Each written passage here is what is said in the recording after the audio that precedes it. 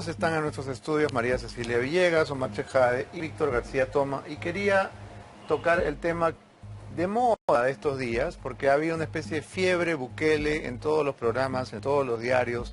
Todos los políticos, si quieren tener un poquito de espacio en las portadas, hablan de Bukele. Y a mí me parece una moda nefasta, ¿no? Me parece que es un signo de ignorancia y de desesperación tener como ídolo a un presidente de un país del tamaño de Ate que se dedica a reprimir ferozmente a la delincuencia. Me parece muy bien que la reprima, pero ¿necesitamos algo así, doctor García Toma? ¿Merecemos algo así? Yo creo que habría que ser mucho más firme en descartar la propuesta que plantea Bukele a América Latina, porque es una propuesta que violenta la democracia, que atenta contra los derechos humanos, destruye el Estado de Derecho y de manera acelerada se acerca a lo que va a ser su destino final, la dictadura, ¿no? De lo que habría que rescatar, no del programa, son dos cosas en el caso de Bukele: su decisión y su determinación para resolver un problema, y en segundo lugar es esta capacidad que él tiene de comunicar, que son dos cosas que no tienen nada que ver con el programa, pero que de alguna manera han contribuido a, digamos, a darle este inmerecido espacio, ¿no? Y además, María Cecilia, a permitirle una especie de metamorfosis veloz, ¿no? Porque Bukele venía a la izquierda y ahora es casi un símbolo del fascismo. Así es, absolutamente.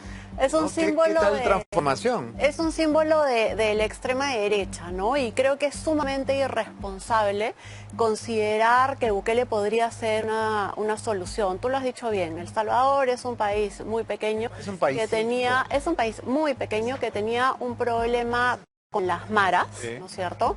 El caso peruano es un país mucho más grande, donde las economías ilegales han capturado el poder.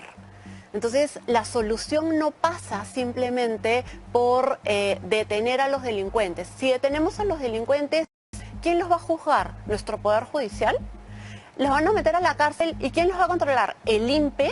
Es lo primero que yo pienso cuando escucho pena de muerte, claro, sí, fantástico, suena muy bien, ¿no? Pena de muerte, pero cuando volteas a ver los jueces, los fiscales, la Junta Nacional de Justicia, ¿en esas manos van a estar las vidas de los peruanos, por mucho que hayan delinquido? Qué miedo, ¿no? Además suena muy bien cuando no son nuestros hijos, exacto, ¿cierto? Porque sabemos bien las injusticias que se cometen en el Poder Judicial y la cantidad de gente que está en la cárcel siendo inocente. Y si quieres llevarlo no solo al tema de inseguridad, el tema de inseguridad es uno de los temas que más preocupa a todos los peruanos. Desde Capitalismo Consciente hemos hecho una encuesta y hemos encontrado que para el 58% de peruanos el problema más importante es la delincuencia y la inseguridad.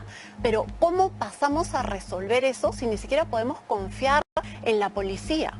Entonces, el país tiene que tener muchas reformas antes de poder querer realmente ejercer su rol como Estado. Y uno de los principales problemas es que hoy el Estado está absolutamente ausente de todos los espacios.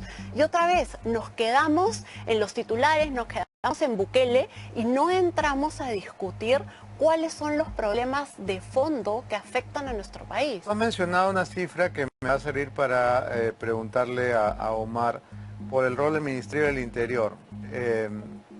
Justamente tu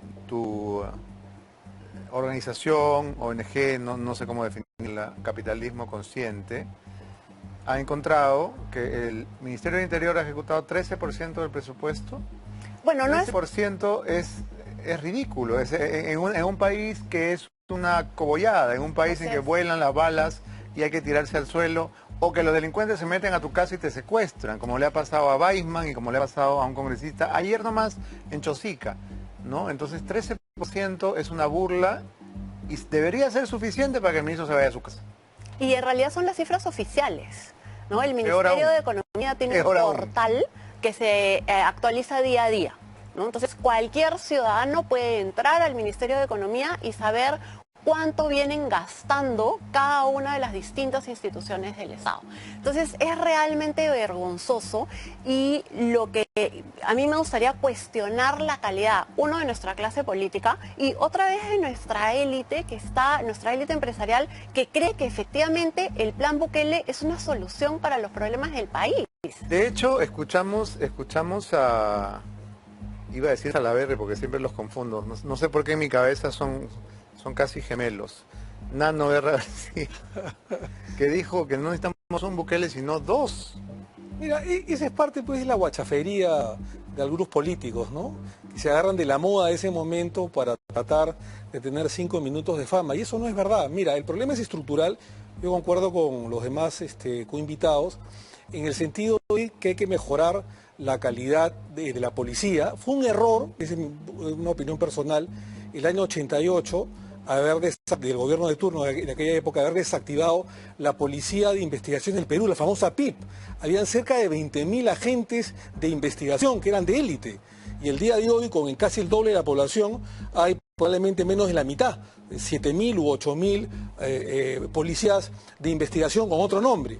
Creo yo de que se debería mejorar los sistemas de inteligencia, la prevención del delito es sumamente importante y no se ha tocado eso, y la creación del empleo. Cuando tú creas empleo, evidentemente la tasa de violencia y la tasa de pandillaje va a decrecer, y eso no existe en el Perú. Y si a eso le sumas la corrupción, y que en las cárceles, por ejemplo, en la mayoría por lo menos, son escuelas del delito, donde no se interceptan en la mayoría de cárceles, por ejemplo, los celulares, o se cortan las comunicaciones, y hay una política de que pase lo que sea en los penales. ¿No te parece que es un poco un prejuicio lo de las escuelas del delito? Déjame ser abogado del diablo porque yo he trabajado en cárceles. Sí. ¿En qué te basas para sostener que son escuelas del delito? En muchos casos, en las cárceles, no quiero generalizar por supuesto, se tejen los secuestros y los asesinatos selectivos.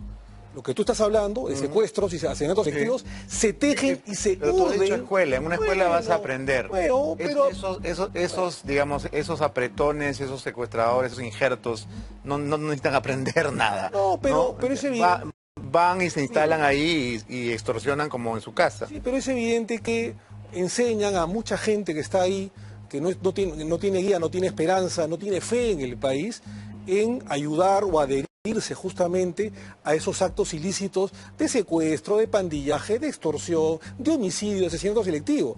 Por eso yo hablo, no quiero generalizar, por eso te dije, de que también en las cárceles se urden varios de los grandes crímenes que tú estás mencionando. Sin duda, y en la política también. Y en la política también, y por eso es que la solución es estructural, y también yo creo que yo estoy convencido de que hace falta más policías en el Perú, mejor pagados, con mejores condiciones, que no salgan evidentemente a secuestrar o a ayudar, porque hay muchos policías que también dan información a los marcadores, a la gente que sale de los bancos, y por supuesto que uno dice, ¿cómo una persona que ha cobrado dinero en efectivo es asaltada a 2 cuadras del banco? Porque hay justamente malos efectivos que dan información. A veces es asaltada en el banco. Y en el banco mismo. En el propio cajero. Por eso te digo, la solución es estructural. Crear empleo, mejorar las condiciones de vida, mejorar la policía, el tema de la prevención. Una promesa de campaña, Omar, ¿no? Mejorar las condiciones de vida es un poquito abstracta tu misión. Pero tú mismo estás diciendo de que el 13%, felices, ¿no? el 13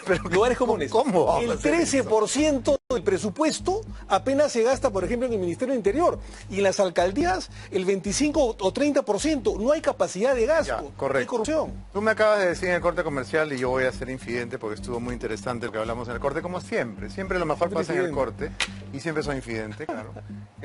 Tú dijiste que fuiste candidato a la alcaldía de Lima por APP, y que te destruyeron la campaña porque Acuña estaba dedicado a defender a Pedro Castillo. Te cito más o menos. Y el doctor García Toma recordó que Acuña defendió a Pedro Castillo no desde el día 1, desde el día 0. Entonces, ¿por qué te ha demorado tanto, Omar, para renunciar a APP? Podías haberlo hecho en el 2020. Todavía no estabas ahí. No. ¿Por qué? La campaña fue en el 2022, fue el año pasado. Por eso. Y yo me alejé del partido apenas acabó la campaña, Es más, tuve muchas discrepancias. Pero ¿cuándo ingresaste al partido? Yo ingresé al partido el 2019 a fines, Ya salí pues. congresista de la República, no, pero todo lo que ha toda la sucedido, época de la, no, todo lo que ha del sucedido, Servinaco y con todo lo que Pedro sucedió Castillo. fue a partir del 2021 y yo fui una de las voces, y te puedes preguntarle a Juan Cheput, que también viene acá, que hay una de las voces discordantes en el partido, en Alianza también Progreso. estuvo en APP, ¿no? Estuvo cerca, estuvo en APP, y él y yo... Estuvo recontra cerca, estuvo y en él, el Santo sí, de Acuña, no y me él- vengas. y APP, en APP, tanto Juan Cheput como yo, éramos las voces discordantes cuando habían estos acercamientos o estas Ya, defensas pero, a Pedro Castillo. A ver, basta con ser una voz discordante cuando tenemos a un sujeto como Castillo en el Palacio de Gobierno. Bueno, no solo voz discordante. A ver. Yo hice campaña contra Pedro Castillo y pedí su vacancia desde el día 1. Pero No solamente seguías él, con sino en los Acuña, ministerios. es lo mismo. Y Beto, si me permites, Te permito. ese es el problema de lo que sucede con la clase política que tenemos, que no asume su responsabilidad. Y por eso solo el 11% de peruanos está satisfecho con la democracia que tenemos en el Perú. Hoy, 52% de los peruanos estaría muy cómodo con un golpe de Estado militar. Y eso es absolutamente inaceptable para quienes creemos en la libertad y en la democracia. Pero, ¿qué cosa deberíamos estar haciendo? ¿Seguimos dejando que la clase política haga lo que quiera hacer? ¿O decimos, ya basta, es momento de efectivamente ejercer nuestro rol de ciudadanos y entrar a la política?